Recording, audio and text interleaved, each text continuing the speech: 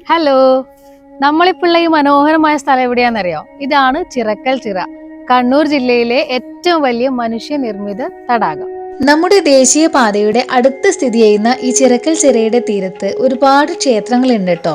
കൂടാതെ ഫോക്ലോർ അക്കാദമിയും ഒരു വയോജന മന്ദിരമൊക്കെ കൂടി വളരെ ശാന്തമായ ഒരു അന്തരീക്ഷമാണ് ഇവിടെ. ചിറക്കൽ രാജാക്കന്മാരാണ് കേട്ടോ ഈ കുളം നിർമ്മിച്ചത്. മാത്രമല്ല, ഏകദേശം 15 ഏക്കറോളം വരുന്ന സ്ഥലത്താണ് ഇത് സ്ഥിതി ചെയ്യുന്നത്. ഒരുപാട് പഴക്കം ചെന്ന ഒരു ആൽത്തറയും ഉണ്ട് ഇവിടെ. ഇപ്പോൾ ഇത് ശരിക്കും ഒരു വിനോദസഞ്ചാര കേന്ദ്രം കൂടിയാണെന്ന് പറയാം. ഒരുപാട് ആളുകൾ ഇവിടെ വരാറുണ്ട്, വൈകുന്നേരങ്ങളിലൊക്കെ വന്ന് ഇരിക്കാറുമുണ്ട്. ശരിക്കു പറഞ്ഞാൽ ചിറക്കൽ രാജാക്കന്മാരുടെ ഒരു ഭരണത്തിന്റെ പ്രതീകമായിട്ടാണ് ഇത് കണക്കാക്കപ്പെടുന്നത്. കൂടാതെ ഈ ചിറക്കൽ ചിറയും അതിന്റെ പരിസര പ്രദേശങ്ങളൊക്കെ നിരവധി പക്ഷികളുടെ ആവാസ കേന്ദ്രം കൂടിയാണ്. ഇവിടെ വിശാലമായൊരു ചിറ ഉള്ളതുകൊണ്ടാണ് അത്രേ ഈ സ്ഥലത്തിന് ചിറക്കൽ എന്ന് പേര് വരാൻ കാരണം എന്നാണ് പറയപ്പെടുന്നത്. ഇവിടെ മനോഹരമായ ഒരു ആലുണ്ട് ചുറ്റും. ഇപ്പുറത്ത് ഒരു ദുർഗാ ക്ഷേത്രമുണ്ട്, അവിടെ ഒരു ശ്രീകൃഷ്ണ ക്ഷേത്രമുണ്ട്. നമുക്ക് ആ ക്ഷേത്രങ്ങളൊക്കെ ഒന്ന് കണ്ടിട്ട് വരാം കേട്ടോ. ചിറക്കൽ ചിറയുടെ ചുറ്റുമുള്ളതിൽ ഒരു മനോഹരമായ ക്ഷേത്രമാണിത്. നമ്മുടെ ചിറക്കൽ ചിറയുടെ നേരെ പടിഞ്ഞാറ് ഭാഗത്തുള്ള ക്ഷേത്രമാട്ടോ ഇത്. ഈ ക്ഷേത്രത്തിന്റെ പേര് തന്നെ പടിഞ്ഞാറേക്കര ശ്രീകൃഷ്ണ ദുർഗാ ക്ഷേത്രം എന്നാണ്. മൊത്തത്തിൽ നോക്കുകയാണെങ്കിൽ നമ്മുടെ ചെറിയും ചുറ്റും അമ്പലമൊക്കെ ആയിട്ട് വളരെ മനോഹരമായ ഒരു സ്ഥലം ഇത് കേട്ടോ. ഇതാ നേരെ കാണുന്നത് ഒരു സ്കൂളാണ്, കസ്തൂർബ പബ്ലിക് സ്കൂൾ. എന്റെ നേരെ പിറകിൽ കാണുന്നതാണ് ധന്വന്തരി ക്ഷേത്രം. ഈ ക്ഷേത്രത്തിന് ഏകദേശം 1000 വർഷത്തിലേറെ പഴക്കമുണ്ടെന്നാണ് കേട്ടോ പറയുന്നത്. അപ്പോൾ ഇവിടുത്തെ പ്രതിഷ്ഠ എന്ന് പറയുന്നത് ആദ്യ ധന്വന്തരിയാണ്. അങ്ങനെയുള്ള കേരളത്തിലെ ഒരു ക്ഷേത്രമാണ് ഇതെന്നാണ് പറയുന്നത്. അപ്പോൾ ഈ ധന്വന്തരി എന്ന് പറയുന്നത് തന്നെ ആരോഗ്യ സംരക്ഷണ ഭഗവാനാണ്. അതുകൊണ്ട് തന്നെ ആരോഗ്യ പൂജകൾക്കാണ് ഇവിടെ ആൾക്കാർ കൂടുതൽ എത്തുന്നത്. വിഷ്ണുവിന്റെ അവതാരമാണ് ധന്വന്തരി. നല്ല മഴയാണ് കേട്ടോ.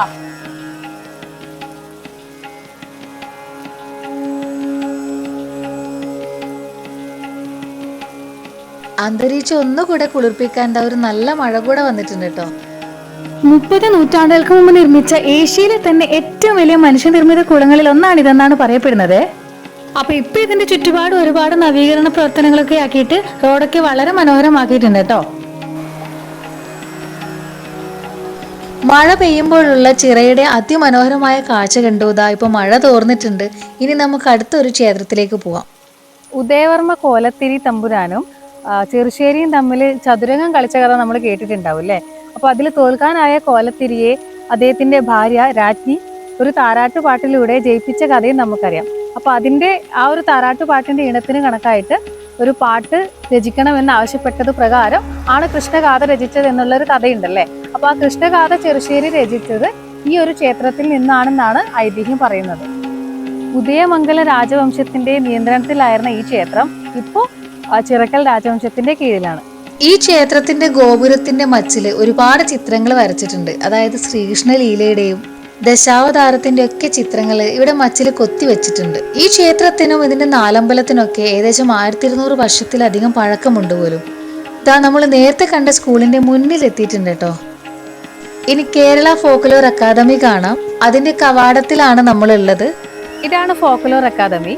നമ്മുടെ വീഡിയോയിൽ ഇത് മുമ്പ് ഇട്ടിട്ടുണ്ടായിരുന്നു കേട്ടോ. അപ്പോൾ ഒരുപാട് കലാരൂപങ്ങളും നമുക്ക് അറിയുന്നതും അറിയാത്തതുമായ കലാരൂപങ്ങളും അവയുടെ ചരിത്രങ്ങളൊക്കെ ഇതിൻ്റെ ഉള്ളിൽ പോലെ നമുക്ക് കാണാൻ പറ്റും. ജീവനുള്ളത് പോലെയുള്ള തെയ്യക്കോലങ്ങളൊക്കെ ഇതിൻ്റെ ഉള്ളിലുണ്ട് കേട്ടോ. എല്ലാവരും കണ്ടിരിക്കേണ്ട ഒരു സ്ഥലമാണിത്. കണ്ണൂരെന്നല്ല, കേരളത്തിൽ ജനിച്ചു വളർന്ന ഒരാളും മിസ് ചെയ്യാൻ പാടില്ലാത്ത ഒരു സ്ഥലമാണിത്. കലാരൂപങ്ങളെ കുറിച്ചൊക്കെ അത്രയേറെ അറിവുകളും കാര്യങ്ങളൊക്കെ പറഞ്ഞു തരുന്നൊരു സ്ഥലമാണിത്. അറിയുന്നതും അറിയാത്തതുമായ ഒരുപാട് കലകളെ കുറിച്ച് നമുക്ക് ഇവിടുന്ന് മനസ്സിലാക്കാൻ പറ്റും. നമ്മളിപ്പോൾ എത്തിയിട്ടുള്ളത് വളരെ പ്രസിദ്ധമായ ഒരു സ്ഥലമാണ് കേട്ടോ. 45 വർഷത്തിന് ശേഷം 2023 പെരുങ്കളാറ്റം നടന്ന സ്ഥലമാണിത്. അന്ന് ഒരു ചെറിയ കുട്ടി തീച്ചാമുണ്ടിയൊക്കെ കെട്ടിയത് നമ്മൾ കേട്ടിട്ടുണ്ടായിരുന്നല്ലേ. അപ്പൊ ആ ഒരു ക്ഷേത്രമാണിത്, ചിറക്കൽ ചാമുണ്ടിക്കോട്ടം. ഈ ക്ഷേത്രവും അതിന്റെ മുമ്പിലുള്ള ഈ ആലും ഒക്കെ വളരെ ഭംഗിയുള്ളൊരു കാഴ്ചയാണ് കേട്ടോ. 2023 ശേഷം വീണ്ടും ഇവിടെ തെയ്യം കെട്ടിയിട്ടുണ്ടായിരുന്നു. അപ്പോൾ നമ്മുടെ ചിറക്കൽ ചിറയും അതിന് ചുറ്റുമുള്ള അമ്പലങ്ങളും ഈ ഫോക്ലോർ അക്കാദമിയും, അതായത് ഇതിന് ചുറ്റുമുള്ള എല്ലാ സ്ഥലങ്ങളും ഒരുപാട് ചരിത്രങ്ങൾ ഉറങ്ങുന്നതും അതുപോലെ ഐതിഹ്യങ്ങളൊക്കെ ഉള്ള സ്ഥലങ്ങളാണ് കേട്ടോ. അപ്പോൾ വളരെ മനോഹരമായ ഈ സ്ഥലങ്ങളൊക്കെ നിങ്ങൾ എന്തായാലും കണ്ടിരിക്കേണ്ടതാണ്.